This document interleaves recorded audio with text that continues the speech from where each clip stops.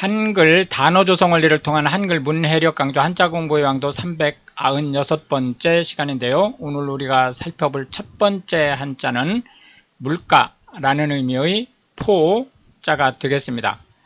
물가라고 하는 의미의 포자는 실제 단순한 물가라는 의미가 아니고 배를 접안하는 시설을 갖추거나 또는 접안이 용이한 그러한 곳이라는 의미를 가지고 있다, 이렇게 보실 수 있겠고요. 그래서 이제 자칫 현대인은 배를 접안한다 라고 하는 것은 항구 아닙니까? 그렇기 때문에 이거를 바닷가로만 생각하기 쉬운데, 옛날에는 강에도 나루가 있었죠. 실제 육상 운송보다 해상 운송이 더 발달을 했기 때문에 그런 측면에서 이 포자는 꼭 바닷가만이 아니고 강가에도 해당된다는 점 기억해 주시면 좋겠고요. 하나, 둘, 셋, 넷, 다섯, 여섯, 일곱, 여덟, 아홉에서 총 10 해서 총 10획에 해당하는 한자가 되겠습니다. 포구라고 하면 자연적으로는 일종의 이제 만처럼 이렇게 약간 들어가 있어서 자연재해에 쉽게 피할 수 있는 그런 지역을 얘기하는데요. 어쨌든 배가 접안할 수 있는 그러한 자연적인 지형 또는 시설이 있는 곳을 얘기한다, 이렇게 보시면 되겠습니다.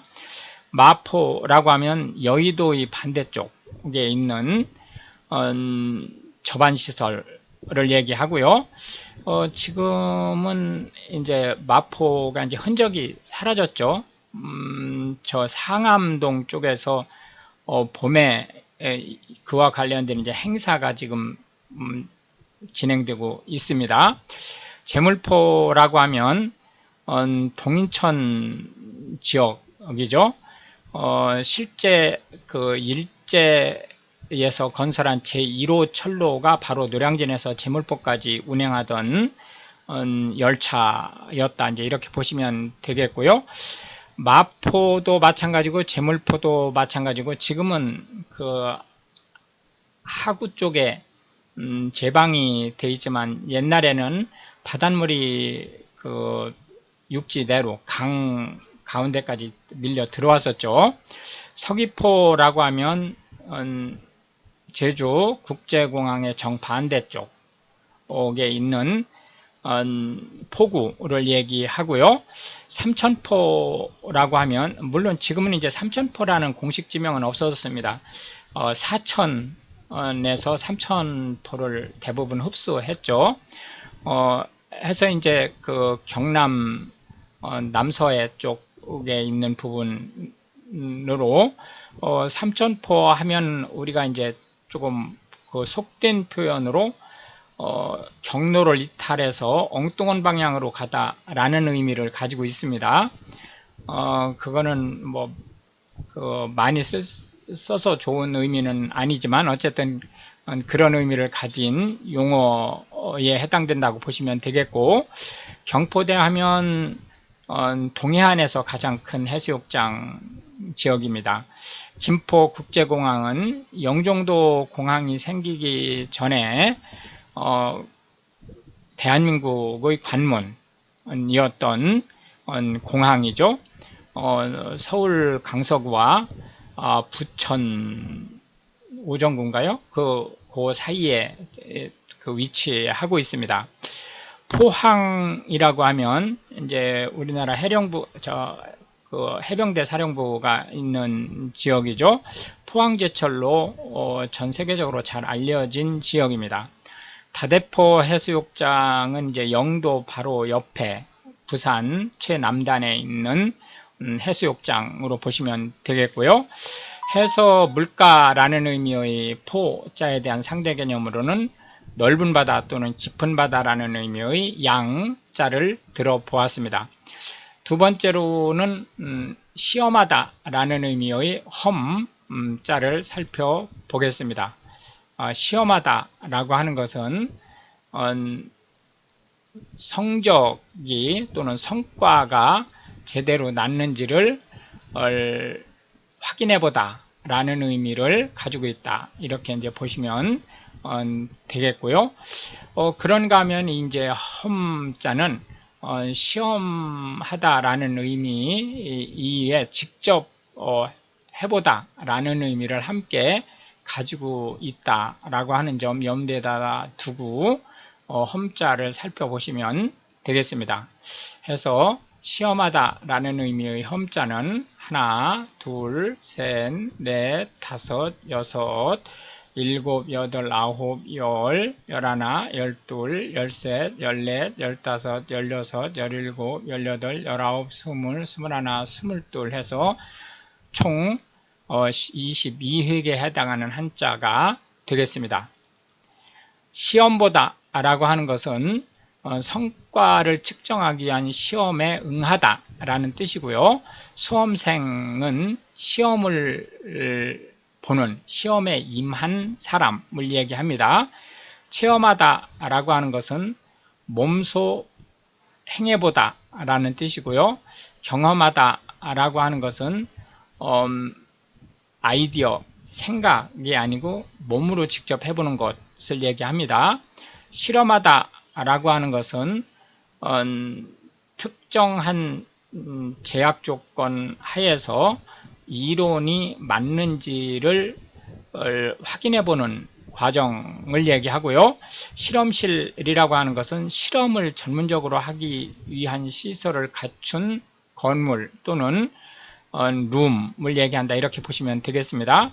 때문에 실험실은 떨렁 어떤 그 건물만 있어 가지고는 실험실로 의미가 전혀 없죠. 왜냐하면 이제 실험이라고 하는 것이 화학적으로 폭발을 한다든지 전기적으로 어떤 화재가 난다든지 이런 여러 가지 그 위험 요소 또는 사고 요소를 가지고 있기 때문에 그런 부분들을 방지할 수 있는 어떤 시설이 돼 있어야 되고, 두 번째로는 이제 실험이 외부 환경의 최소화, 즉 영향을 받지 않게 실험을 해야 되는데, 그런 부분들에 예를 들어서 뭐 바람이라든지 또는 그 정규적인 어떤 전압이라든지 뭐 기타 등등 여러 가지들이 이제 그 사전에 요구되는 조건에 맞춰서 실험을 진행할 수 있도록 시설된 것을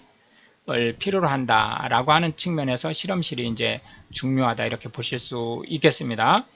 선험적이라고 하는 것은 많은 분들이 선험하면 미리 경험한 거다라는 생각을 가지신 분들이 계시거든요. 근데 전혀 그렇지 않다. 선험이라고 하는 것은 경험하지 않았다라는 뜻입니다. 그러니까 경험하지 않고도 알 수 있는 거다. 그러니까 사람으로서 태어난 것만으로서 인식할 수 있는 것을 선험이라고 얘기한다. 이렇게 보시면 되겠고, 효험이라고 하는 것은 확실한 효과를 얘기하는 거고요. 영험이라고 하는 것은 그 효과가 기대 이상 또는 놀라운 기적에 가까운 신적인 어떤 도움이 없이는 기대할 수 없는 이런 효과를 얘기한다고 보시면 되겠습니다.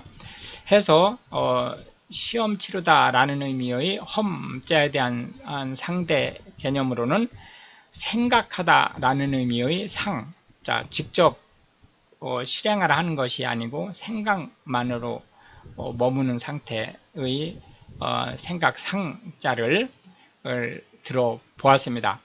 마지막으로 살펴볼 한자는 막다 라는 의미의 이 거자가 되겠는데요. 여기서 막다 라고 하는 것은 거절하다 라는 의미를 함께 가지고 있으니까요. 염두에 두시면 되겠습니다. 둘, 셋, 넷, 다섯, 여섯, 일곱, 여덟 해서 총 8획에 해당하는 한자가 되겠습니다. 해서 막다 또는 거절하다 라는 의미의 이 거자를 살펴보고 있습니다. 거절하다 라고 하는 것은 상대방의 요구나 또는 제안에 대해서 싫다라는 의사를 표시하는 걸 얘기하고요. 거부하다, 밑에 거역하다라는 말이 있는데 모두 상대방의 의견에 따르지 않는 것을 얘기합니다. 그런데 용도의 차이가 있습니다. 거절하다라고 하는 것은 순수하게 상대방의 요구나 의견을 따르지 않는 것을 얘기하는 데 반해서 거부하다라고 하는 것은 법적인 권리에 수반된 행위입니다. 그래서 예를 들자면 밑에 거부권이라는 것이 있죠. 대통령이 국회에서 결정된 의사에 대해서 실행을 하지 않는 것 또는 그에 관한 권리를 거부권이라고 얘기하는 거고, 그러한 행위를 거부하다라고 얘기를 하는 거죠. 그래서 대통령이 거부하는 거지 거절하다라고 표현을 하지 않는다.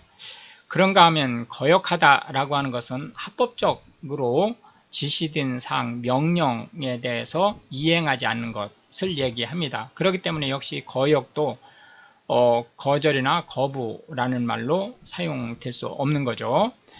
거부 반응이라고 하는 것은 특히 신체에서, 이거는 꼭 사람뿐만이 아닙니다.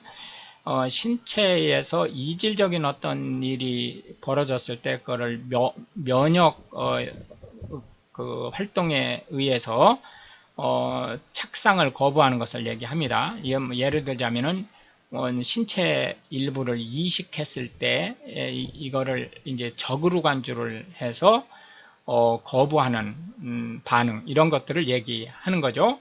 항거하다라고 하는 것은 특히 이제 국가적인 어떤 제도라든지 이런 것들에 대해서 보다 조직적으로 그리고 이제 광범위하게 반대하는 일을 얘기합니다. 해서 항거는 이제 폭력적인 수단이 동원될 수도 있습니다. 거식증이라고 하는 것은 통상 신경성 거식증을 얘기하는 거죠. 이거는 특히 이제 여성, 그 중에서도 이제 젊은 여성들이 본인이 뚱뚱하다고 생각을 해서, 실제는 뚱뚱하지 않건 뚱뚱하든 이건 관계없습니다. 뚱뚱하다고 생각을 해서 식사를 하지 않는 것을 얘기합니다. 근데 처음에는 식사를 하지 않는 건데 일정한 시간이 지나서 이게 이제 습관화되면 이게 식사를 하지 않는 게 아니고 못하는 것으로 넘어갑니다. 그렇기 때문에 본인이 내가 마른 게 뚱뚱한 게 아니구나 라고 인식을 해서 이제는 식사를 하고 싶어도 거부하는 정신적 질환으로 발전할 수 있고요. 폭식증이라는 게 있습니다. 이거는 거식증과는 달리 그냥 속된 표현으로 그냥 때려 먹습니다. 그러고서는 그 다이어트를 위해서 모두 다 토하는 거죠. 예를 들어서 손가락을 목구멍에 쑤셔 넣어서 이제 토한다든지 이런 행위를 반복하는, 왕창 먹고 다 토하는 이런 것을 반복하는 것을 폭식증이라고 얘기한다, 이렇게 보시면 되겠습니다. 해서 막다, 거부하다 라는 의미의 거자에 대한 상대 개념으로는 받아들이다 라는 의미의 락자를 들어보았습니다. 이렇게 해서 이제 오늘도 우리는 3개의 한자와 각 한자에 대해서 현대 한국에서 자주 쓰이는 9개씩의 한자 및 그 상대 개념의 한자를 살펴보았는데요. 이것이 한글 문해력 향상에 도움이 되고, 특히 외국인으로서 한국어를 배우시는 분들한테 한국어 단어가 어떤 원리에 의해서 조성되는지, 그리고 한자가 들어오면서 한국어 단어가 얼마나 풍성해지는지에 대한 폭넓은 이해를 할 수 있게 되시길 바라겠습니다. 시청해 주셔서 감사하고 우크라이나를 기대해 주시면 더욱 감사하겠습니다.